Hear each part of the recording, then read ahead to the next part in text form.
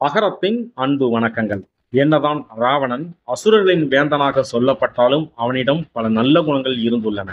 ராவணன் 10 துறைகளில் சிறந்தவன் என்பதனாலேயே இவனுக்கு 10 தலைகள் கொண்டவனாக சித்தரிக்கப்பட்டான் என்றும் சொல்லப்படுகிறது. ராவணன் சாம வேதத்தில் நிபுணனாக இருந்துள்ளான். தன் நாடு தன் மக்களின் மீது மிகுந்த அன்பை கொண்டிருந்தான். தன் நாடு அழியாமல் இருக்க ஆத்மலிங்கத்தை வேண்டி சிவபெருமானை நோக்கி கடுமையாக தவம் இருந்தான்.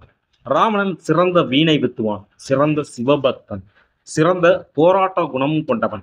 இவனுடைய ஆட்சியில் இலங்கை சிறந்த வளமிக்க நாடாக இருந்துள்ளது. ராவணன் 4 வகையான விமானங்களை வைத்திருந்ததாகவும் சொல்லப்படுகிறது. இவற்றிற்கெல்லாம் மேலாக ராவணன் ஒரு வீரன், கோழை அல்ல என்பதற்கு ஒரு எடுத்துக்காட்டை சொல்லலாம். யுத்தத்தில் அனைவரையும் இழந்த ராவணன் ராமனுடன் போரிட போர்க்களத்திற்கு சென்றான். ராமனுடன் கடுமையாக போர் நடந்தது. ஒரு கட்டத்தில் ராவணன் அனைத்து ஆயுதங்களையும் இழந்து போர்க்களத்தில் நின்றான். அப்போது ராவணனிடம், ராவணா, நீ சீதையை என்னிடம் ஒப்படைத்து விட்டால் போதும், போர் வேண்டாம். நீ போரை தொடர விரும்பினால் இன்று போய் ஆயுதங்களுடன் நாளை வா என்றார். அனைத்தையும் இழந்திருந்தாலும் தன்னுடைய நம்பிக்கையை மட்டும் ராவணன் இழக்கவில்லை.